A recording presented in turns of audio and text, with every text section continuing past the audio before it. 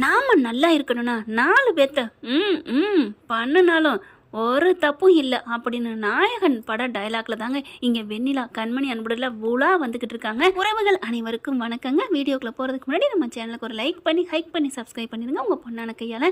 இப்போ என்னன்னா, யாரு வந்திருப்பா, யாரு வந்து இந்த மாதிரி சிலிண்டரை வச்சு பண்ணிட்டு போயிருப்பா அப்படின்னு அன்புக்கு டவுட் வருது. எப்படி திறந்துருக்குன்னு போய் பாக்குறாங்க, மாட்டவே இல்லை. அப்பதான் அந்த மக்கு பிளாஸ்டிக் பாக்குது. ஐயோ ஏண்டி இவ்வளோ புடுங்கி கிடக்குது, சும்மா ஓப்பன் பண்ணாலே கிழிச்சு கட்டும் காத்து வாசனை, அது திறந்து கிடக்குங்க. சிலிண்டர் மாட்டவே இல்லை. சரியான கேடிக்கு கேடி, சரியான வில்லி எல்லாத்தையும் தூக்கி சாப்பிட்ரும் போல இருக்கே. பார்த்தா அப்படி யோசனை வருது. எனக்கு ஒரு டவுட்டாக இருக்குது, யாரோ தான் வேணுக்குன்னு தான் பண்ணியிருக்காங்க அப்படின்னு அன்பு சொல்கிறாங்க. யாருப்பா பண்ணியிருப்பா? இங்கே பாரு கண்மணி, நீ வந்து எதுவும் பிடுங்கி விட்டியா? அதெல்லாம் இல்லைங்க, நான் ஃபோன் பேசிக்கிட்டு இருந்தேன் அத்தைக்கிட்ட.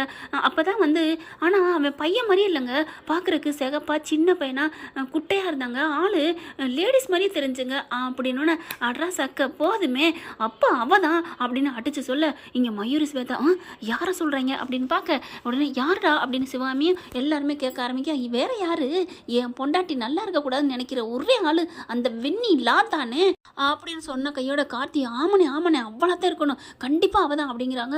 எனக்கு அப்படியே ஆத்திரமா வருது. அத்தாடி, என் கண்மணிக்கு ஏதாவது ஆயிருந்தா நானும் அப்பயே உயிரை விட்டுருப்பேன் அப்படின்னு சொல்லிட்டு ஓவராக கத்த ஆரம்பிக்கிறாங்க.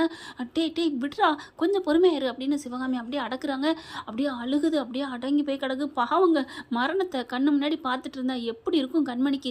ஏற்கனவே சாப்பாட்டில் இப்படி வச்சா, இப்போ இந்த மாதிரி அப்படிங்கையில் இங்கே சிவகாமி நினைக்குது, அவள் தான் அன்னைக்கும் பண்ணா, நம்ம அதில் வந்து அந்த ஆக்சிடெண்ட்டில் விழுந்துட்டோம், அடுத்து சாப்பாட்டில் வச்சா, இப்போ கிச்சனில் சிலிண்டருக்குள்ள அம்மாடி இப்போ என்ன பண்ணுறது? ஆனால் அந்த சிலிண்டரை ஃபுல்லாக தூக்கிட்டு வந்தா பார்த்தீங்களா சோல்டரை வச்சு, அம்மாடி பெரிய ஆடுதாங்க. இப்போ என்ன பண்ணுறாங்க அன்பு, இனிமேல் நான் எதுக்கும் பயப்பட மாட்டேன், தயங்க மாட்டேன், உடனே நான் கால் பண்ணுறேன் அப்படின்னு சொல்லி போலீஸுக்கு கால் பண்ணுறாங்க. எதாக இருந்தாலும் இங்கே வந்து ரிட்டன் எழுதி கொடுங்க அப்படிங்கிறாங்க. சரிங்க சார் அப்படின்னு வேகமாக ஓடி போய் கம்ப்ளைண்ட் கொடுக்குறாங்க. கம்ப்ளைண்ட்டை வாங்கிக்கிறாங்க. வர்றாங்க எல்லாரும். போலீஸ் வந்து என்ன எங்கெங்கே நடந்துச்சுன்னு எல்லாத்தையும் பார்க்குறாங்க. அவங்களும் மேலோட்டம் பார்த்துட்டு, ஒன்றும் தெரியல, யார் வந்ததுக்கான அடையாளம் அப்படிங்கிறாங்க. எனக்கு டவுட் இருக்குது சார், இந்த மாதிரி வெண்ணிலா தான் பண்ணியிருக்கணும் அப்படிங்கிறாங்க. எங்கள் ஆதாரம் இல்லாமல் எப்படி பண்ண முடியும்? அப்படியே பாட்டி என்ன பண்ணுது, அதானே, டேய் சும்மா இருடா அன்பு, அவள் ஏன்னா இங்கே வரப்போறா, அவெல்லாம் பெரிய பணக்காரிங்க, அவளாம் இங்கே வரமாட்டா. போலீஸ்காரவங்க நல்ல அறிவாளியை கேட்குறாங்க. எங்க பணக்காரில் வந்தால் எதுவும் தப்பு பண்ணக்கூடாதுன்னு அர்த்தம் இருக்கா என்னம்மா நீங்கள்? பணக்காரங்களோ ஏழையோ அவங்கவுங்க சூழ்நிலையை பொறுத்து இருக்குது, தப்பு பண்ணக்கூடாதான், ஆனால் தப்பு பண்ணவங்கள விடக்கூடாது அப்படிங்கிறாரு. அதுக்கப்புறம் அன்பு, இல்லை எனக்கு அவள் தான் தெரியும், நல்லா தெரியும் அப்படிங்கிறாங்க. ஏதாவது சாட்சியோட தானங்க கைது பண்ண முடியும். ஏங்க சாட்சியோட தான் பண்ணணும், யாரையுமே கைது பண்ண முடியாதுங்க, கைது பண்ணி அரெஸ்ட் பண்ணி விசாரிங்க அப்படிங்கிறாங்க. பாட்டி எதிர்த்து, அன்பு நீ சும்மா இருக்க மாட்டியா அப்படின்னு கத்துறாங்க. அதெல்லாம் வேணாம் சார் அப்படின்னு சொல்ல, என்னங்க உங்கள் வீட்டிலே ஒருத்தர் கைது பண்ணுங்கிறீங்க, ஒருத்தர் வேணாங்கிறீங்க, இப்போ நாங்கள் என்ன பண்ணுறது அப்படிங்கிறாங்க.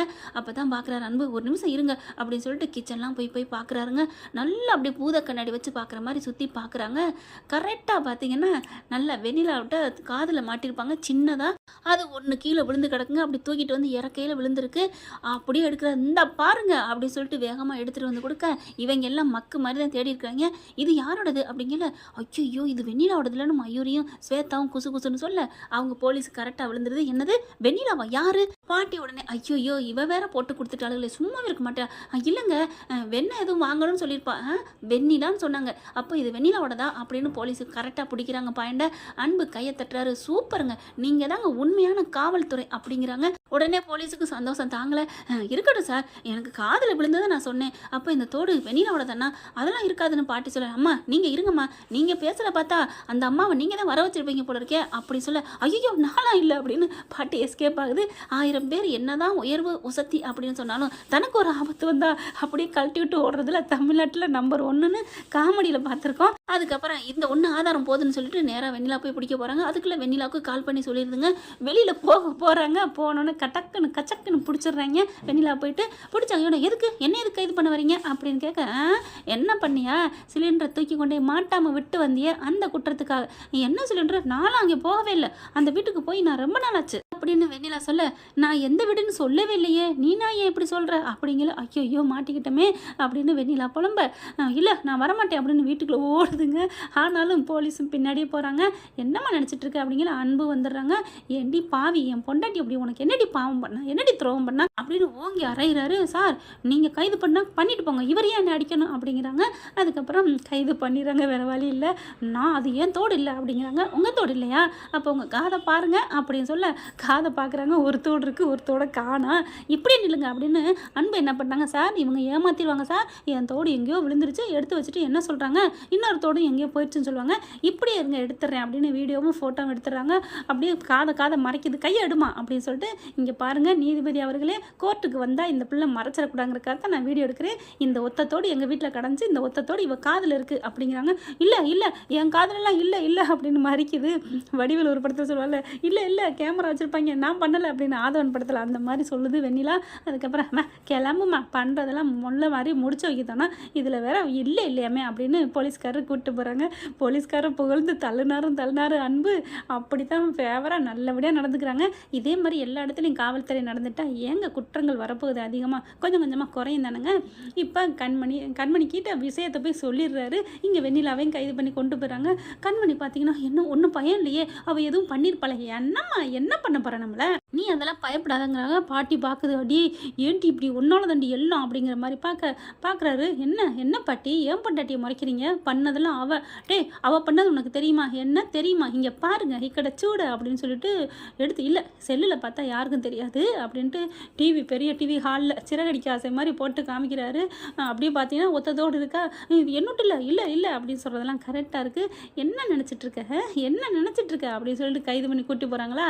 அதெல்லாம் பார்த்து போச்சா, அந்த தோடை கலட்டி எறிஞ்சாலா சிரிக்குமா வச்சா, இவன் இந்த வீட்டுக்கு வர்றதெல்லாம் வேஸ்ட்டு, அவள் பாரு ஒன்றும் இல்லாத வீட்டிலேருந்து வந்துட்டு நல்லா ஒய்யாரமாக வாழ்ந்துட்டு இருக்கா சிரிச்சுக்கிட்டு அப்படின்னு பாட்டி புலம்பி தள்ளிக்கிட்டு இருக்கு. இங்கே சிவகாமி அப்பாடா இப்போ தானே நிம்மதியாக இருக்குது, அவன் உள்ளர போயிட்டல்ல அப்படிங்கிறாங்க.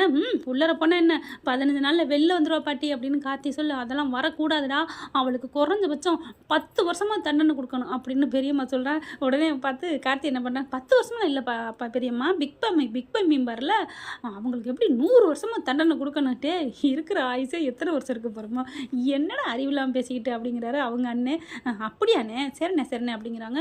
ஸ்வேதாவும் மயிரும், என்னடி இப்படி ஆயிடுச்சு, இவளை இந்த விட்டு விரட்டவே முடியாதா, ஐயோ இப்போ என்ன பண்ணுறது, நம்ம வெண்ணிலா போய் பார்க்கணுமா வேணாமா, தெரியாமத்தான் போகணும், வா நம்ம போவோம் அண்ணி அப்படின்னு கூப்பிட்றாங்க. எங்கே போகிறீங்க, நான் சும்மா ஷாப்பிங் போகிறீங்களா இல்லை ஸ்டேஷனுக்கு போகிறீங்களா, ஐயோ நான் ஏன் ஸ்டேஷனுக்கு போகிறேன், அம்மாடி எங்கள் காலம் அந்த பக்கம்லாம் போகாது, என்ன மயிரக்கா அண்ணி அப்படின்னு சொல்லிட்டு 2 பேரும் வெளில கிளம்புறாங்க. கிளவி என்ன பண்ணுது, பாட்டி வக்கீலுக்கு ஃபோன் பண்ணுதுங்க, இந்த மாதிரி என் பேத்தி இருக்கிறா, அவளை நீங்கள் உடனே ஜாமீனில் விடணும் அப்படிங்குது. அதெல்லாம் ஒன்றும் முடியாதுமா, ஆதாரத்தோட வீடியோட வச்சுருக்காங்க, ஒன்றும் பண்ண முடியாது அப்படிங்கிறாங்க. ஆனாலும் ஸ்டேஷனுக்கு போய் கேட்குறாங்க. இங்கே பாருங்கள் எப்படி பண்ணியிருக்குது, ஒத்த காது தோடோட ஒரு தோடு அவங்கக்கிட்ட இருக்குது, சிலிண்டர் மாற்ற பிள்ளையா போயிட்டு என்னென்ன பண்ணிட்டு வந்திருக்கு தெரியுமா அப்படிங்கிறாங்க. அதெல்லாம் இல்லை, நான் கோர்ட்டில் போய் நான் எல்லாம் கேஸை ஓட்டச்சுக்கோங்க, ஒன்றும் பிரச்சனை இல்லை அப்படிங்கிறாங்க போலீஸு. அதே மாதிரி கோர்ட்டுக்கும் போயிடுறாங்க. தோட்டை காமிக்கிறாங்க சாட்சி ஆதாரமாக. வெண்ணிலா என்ன பண்ணுது, அது ஏன் தோடே இல்லை, 2 தோடுமே காணாமல் போயிடுச்சு அப்படிங்கிறாங்க. அப்புறம் இந்த வீடியோ காமிச்சா, இது என்னம்மா இதுக்கு என்ன பதில் சொல்கிறேன் அப்படிங்கிறாங்க. இதெல்லாம் ஏஐ பண்ணியிருக்காங்க, ஏன் போட்டாவே இல்லை அப்படின்னு அடித்து தூள் கலப்புது. அப்போ தான் கண்மணி என்ன பண்ணுது, பரவாயில்லம்மா அது ஏஐ, இது என்னன்னு பாருங்கள் அப்படின்னு காமிக்கிறாங்க. கரெக்டாக சிலிண்டர் தூக்கிட்டு வர்றதும், அந்த வாசலேருந்து அந்த காருக்கு பின்னாடி ஒளிஞ்சு நிற்கிறதும் எல்லாம் பக்காவாக தெரியுது. நல்லா ஜூம் பண்ணி பாருங்கள் இவரான அப்படிங்கிறாங்க. பார்த்தா இவன் தான், என்னம்மா நல்லா வீடியோவில் இருக்குது, என்ன ஐயோ மண்டமையில் இருக்க கொண்டைய மறந்த மாதிரி அந்த தெருவில் கேமரா இருந்திருக்கும் போல இருக்கே அப்படின்னு சொல்ல, ஆமாடி நீ பண்ணதில் ஏதாவது ஒரு குற்றவாளிங்க ஒரு ஆதாரத்தை விட்டுட்டு போவாங்கன்னு சிவாஜி கணேசன் படிக்காதன்னு படத்தில் சொல்லியிருக்காருடி அந்த தாத்தா. அதே மாதிரி தான் நானும் வந்து கேமரா பார்த்தேன் இருந்துச்சு, அதை எடுத்துகிட்டு வந்தேன்டி, நீ எப்படி வேணாலும் மாற்றுவேன்னு தெரியும்டி, ஆனால் இதை மாற்ற முடியாதுடி அப்படின்னு கண்மணி கத்துறாங்க. அம்மா எதா இருந்தாலும் கூண்டில் வந்து சொல்லுங்கள், பரவாயில்ல சார் சொல்ல வேண்டியதை சொல்லிட்டேன் அப்படிங்கிறாங்க கண்மணி. அதுக்கு மேலே என்ன, வெண்ணிலாவுக்கு தீர்ப்பு தண்டனை கொடுக்குறாங்க. இப்படி போனால் நல்லா தானே இருக்கும் ஃப்ரெண்ட்ஸ். அன்பும் கண்மணியும் நல்லா இருப்பாங்கல்ல, பார்க்கலாம். தேங்க்யூ.